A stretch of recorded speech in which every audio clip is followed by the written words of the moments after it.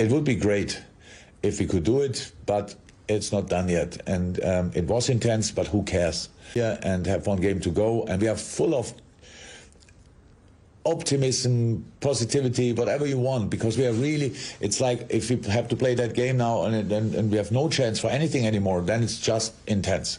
But so it's really exciting as well, and that's the way we see it. And yes, the boys were tired after the game for sure. The boys will be tired after the season. And for some of them, European Championship is coming up, or Copa America, or whatever, will be intense as well. But for now, it's all good. 2 more today and tomorrow to prepare, to recover, to make sure we know everything about what we have to know about Crystal Palace, and then let's go. Well, Liverpool are in the top 4. I didn't imagine we would be sat here on the final show of the season saying that Liverpool have given themselves a real chance of Champions League qualification now. When you look at those last couple of results as well, Tim, there we go. Liverpool on 66 points after beating Burnley. And after that goal from Alisson at the weekend, which we've just all been talking about during Jurgen Klopp's interview there, it was incredible. What a moment. Incredible moment, but I think over the last month, they've showed their fighting qualities of why they are champions. Yeah, they wasn't good enough this year. They dropped points, but they rolled their sleeves up. They've still got defensive problems. The 2 young boys are playing at centre-backs, done brilliantly, but that is a Cinderella story. Or an Alice in Wonderland story. But that's amazing. I mean, his header is fantastic. He's like one of the best strikers you've ever seen scoring that. He didn't have to do too much. The game was gone. Last throw of the dice, and that now puts him in pole position. Remember Jimmy Glass? Was it Carlisle? Last kick of the season, they kept them up. Do you remember that? I think all the fans around the world will remember that, Rob. Sam, how much of an achievement will this be, though, for this Liverpool side, considering where they were? Let's go back, say, a month ago. Everyone had written them off for getting Champions League football, and now they've knocked Leicester out of the top 4. It's difficult because it's an achievement from where they were, but start of the season, like you said, who would have thought we'd be talking now, Liverpool give themselves a great chance? I was like, did you mean before the season started? Because you think they'd probably win it again? Or did you think 6 weeks ago when they were out of it? So I don't know if it's how much of an achievement it is, but from the situation they're in, to be fair, they've rescued it a bit. But the best thing is they've got centre-backs in, and it allows Fabinho to go back in. So they've got a bit of balance in the team. And that was the problem. It wasn't so much the fact that their centre-backs were gone.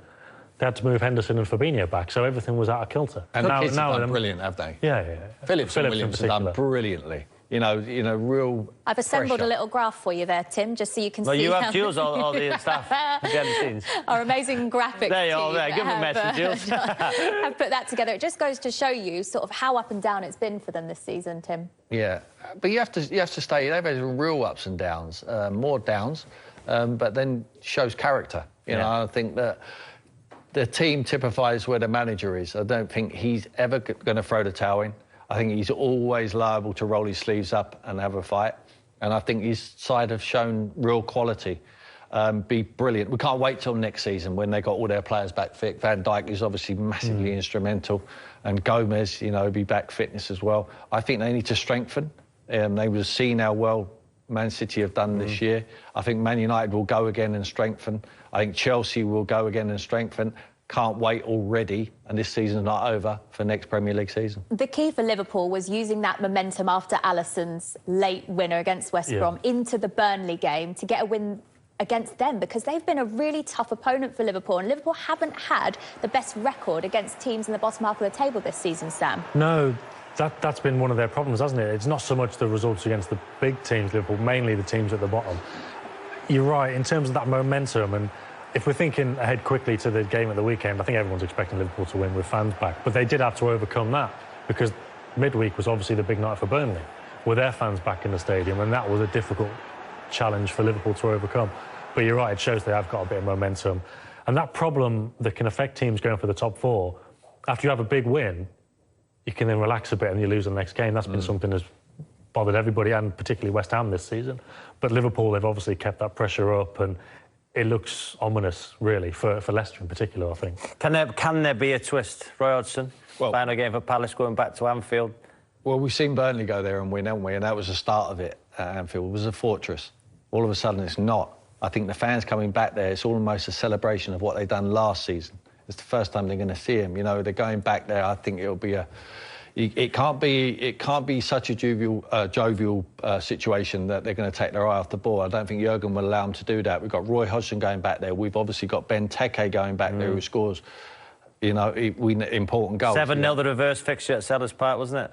Yeah, 7-0. Mo Salah comes on, scores two late goals, which will, if he does that, that will probably be enough for the Golden Boot, which he's chasing with Harry Kane as well. So if you're Mo Salah or you're Harry Kane, you'd rather be playing Palace at home than Leicester away. So that tells you that they're in the driving seat, and it will be a disaster if they throw it away from here. Well, you mentioned about them needing to strengthen with some new additions in the summer, Tim. So how damaging would it be for Liverpool's transfer plans should they slip out of the top 4? Because it is still possible. All the best players in the world want to play in the Champions League, and they want to play at the biggest clubs. And one of the biggest clubs, obviously, in the Premier League is the Liverpool Football Club. I feel you've got a really good manager, like top drawer manager. You've got fantastic players, all international players. I think that it will be a huge blow, you know, for their recruitment. Michael Edwards there, the sporting director, is doing a great job behind the scenes. I don't think he gets too many wrong. Yotta's been a fantastic signing from him. Unfortunately, he's picked up an injury. I think they'll go again. I think they will strengthen in forward areas. I think they need another centre-back as cover, because they've seen perhaps the kids now, whether it's Phillips, possibly Phillips over Williams, will get a regular place next year. Don't think so. Not yet. Probably go on loan in the Premier League. I think they've done enough to show they're capable of playing in the Premier League. Another midfield player, Wijnaldum's going to be leaving, so they're going to need a little bit more in there. I think they will go again, and I've got trust in Michael Edwards. I know him very, very well. I think he gets the right players at the right time, and I'm sure he's doing a lot of work in the background for Liverpool. Crystal Palace, Roy Hodgson's last game for them, done a fantastic job. Who will replace him? You know, Crystal Palace, a stable Premier League club now. Roy Hodgson's achieved that, did exceptionally well. What do you think the Crystal Palace fans will want next? A more expansive style of football? What do you think? I think so. I think that's just the way the Premier League's been going over the last few years, and it's not just, you know, Peppered City's doing that, but, you know, Eddie Howe at Bournemouth, he always got praised for the football they play there. Graham Potter gets a lot of plaudits for the football they brought into playing, and I think Palace, seeing as they've got so many players out of contract and they need to start again, the players, the fans are probably thinking, oh, let's try and go that route. But they might be wary that last time they did that with De Boer, it didn't go very well at terrible all. Start, wasn't it? And they needed to end up going back to basics, and that led them back to Hodgson eventually, and just stabilising them. I mentioned Steve Bruce when we talked about this earlier on. If he were to leave Newcastle, you were a bit sceptical about that happening. It depends. It depends what they want, doesn't it? If they tried to get Eddie Howe, but would Eddie Howe want something bigger? More of a safe bet, because how many players are they going to be bringing in, and how much money will there be? Frank Lampard? It's a big risk, though, that, isn't it, for Lampard? Second job. Is that how you look at it, Tim? Is the new manager of Crystal Palace, for them, is it an exciting project that they, in a way, get to start afresh with so many players out of contract? Some of them may leave, some may renew those contracts. Is it an exciting project, or is it actually a dangerous one to start from scratch? Both. But I think it's exciting because it's dangerous. I think if you're a manager, you obviously speak to the owners there, the American owners, Steve Parish, and they have to decide what the plan is. I think you've got to be careful what you wish for. You know, where realistically can Palace go to? You know, it's very unlikely they're going to be able to spend the amount of money that's going to give you the quality of players to take you to Europa League. So are you we're playing with a safe hand? Everyone wants a Bielsa. Everyone someone who's going to play on the front foot and excite, but they also need someone who's going to win at the same time. So I think it's a very difficult decision they've got on their hands, and it's obviously a very risky but exciting chance for maybe an Eddie Howe, maybe a Frank Lampard. And there's a lot of other managers out there who would like the opportunity. Everyone wants to manage in the Premier League. We've seen the influx of foreign managers. There'll be a lot of foreigner managers want to come, but we've seen them do it. You're absolutely right, Sam. We've done it with De Boer, come with a fantastic reputation, and it ended in 4 games. Far too soon. They never give them the opportunity, but there's a lot of managers who would rip your hands off for that job. So how do you assess Roy Hodgson's time at Crystal Palace? It's difficult, isn't it? Because he has stabilised them, and it's a bit like, maybe once he does go, it might put it into context a bit more, because when you were talking there, Tim, I was thinking back to Alan Kirbishley when he left Charlton, because everybody wanted them to push on a bit. But realistically, where can you go? And then he left, and it didn't work out. And you know they've not been back in the Premier League since. So he's done a great job to keep them where they are. But that's the problem with expectations, because fans start thinking we can build from this and go on, but there's no guarantee you do build and go on. I was just thinking though, maybe Steve Cooper at Swansea if they don't come up, because the old Swansea managers, Rodgers, Potter, they play good football, they prove themselves, and they get opportunities. Yeah, exactly. Yeah, they get opportunities to go elsewhere. Obviously, he's Belgian manager now, doing Steve Cooper would snap your hands off for an opportunity like that in a few years if he were to move on. So that's somebody who can play good football, and he may be looking if they didn't come up. But Steve Cooper won the World Cup with England, and exactly. He worked with Foden and Hudson-Odoi and all of that as well. So he's got. That's a good coach out there, but you've got to be a brave chairman to want to give them the job. You know, the safe bet is, I mean, look at where West Ham are. You know, West Ham last season fighting relegation, but they've gone with a safe pair of hands. But actually, he's turned the page over, David Moyes. They're actually playing very good football, and he's nearly taken them to the Champions League and possibly to the Europa League.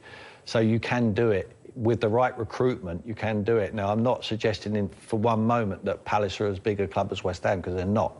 So I think they've got to be very careful what they wish for at Crystal Palace and what is success. And I would suggest what Roy Hodgson done on that buff there, on that graphic, I think it was a fantastic job, a wonderful job. So if you were the Crystal Palace chairman, you know, who would you go for? After you've said all that, who would you go for? I would possibly go for Eddie Howe. I think he's got enough experience in the Premier League. I think he would be exciting for the fans, because they would think there was something different to look at. I would obviously, in the back of my mind, know that Eddie has moved to Burnley and it didn't work out for him. But I think that he's a very talented coach, and I think with help with the recruitment, they've certainly got money there, not short of money, you know, but I think success has to be to keep him in the league and keep him around mid-table and possibly winning a domestic trophy, which is not out of the realms of possibility. Would he be a good fit, Sam? Yeah. And it's one of those that would appease fans as well, I think, because fans, you need to be given a chance, don't you? Yeah, chance. Because if it starts going wrong 10 games in, and people thinking, not sure about this guy, you're up against it straight away. But Eddie Howe's got a bit of credit in the bank. So I'll ask a question. Celtic, Scottish Premier League for Eddie Howe, or Crystal Palace in the English Premier League? Europe? I'd go Celtic. I'd go Crystal Palace. I would go Crystal Palace. It's not very on brand for me, is it, on the Premier League channel? But... No, Sam, you meant to say Crystal Palace. The Premier League is such a big pull. I think it's a huge football club, world-renowned football club in Celtic. But I think it's the league what lets it down. But I think in the Premier League, if he goes to Celtic, he's going to Celtic to eventually come back to the Premier League. But that's it, though. But Palace is a difficult job. If you were saying, would you take over Southampton or Celtic, I'd take Southampton every day. Yeah. But Palace, it is risky. So maybe if you go to Celtic, do well. A difficult job to do what, though, Sam? To stay in the league? What, at Palace? Yeah. No, rebuild with all the players. But if you go to Celtic and win the league, you know, from Steven Gerrard, you come back to a Crystal Palace. You do well for Crystal Palace, you go and get one of the top 6. Yeah. I don't know. I think if you do that at Celtic, you come back and you... Maybe you're looking at an Everton. Or a Leicester. Well, yeah, but I mean, he's taken Leicester up, hasn't he? So Leicester were probably about the same level as Everton, that kind of thing. Everton? Wow, that's a huge football club, Everton. Yeah. That's what I mean, but if you do well at Celtic and come back into the Premier League, you're probably looking more 12th to 8th kind of thing, rather than Palace, which is just a risk. With that in mind, with where Crystal Palace are right now under Roy Hodgson, his final game in the Premier League in charge of Crystal Palace, do you give them any chance of getting anything from Liverpool? Yeah, none whatsoever. Yeah, none. So a comfortable Liverpool win then? Yes, for me. Sam? Yeah, well, Palace beat Liverpool on Gerrard's last home game. They got obviously the 3-3 Chris for their title, for the title chances, but I can't see it this weekend. Even with that said, I just can't see it. And even with the Hodgson factor, Benteke, I don't know. I'd be really, really amazed if Liverpool messed it up from here. OK, we'll see Robbie's prediction for the Liverpool game a little bit later. We're going to take a break now.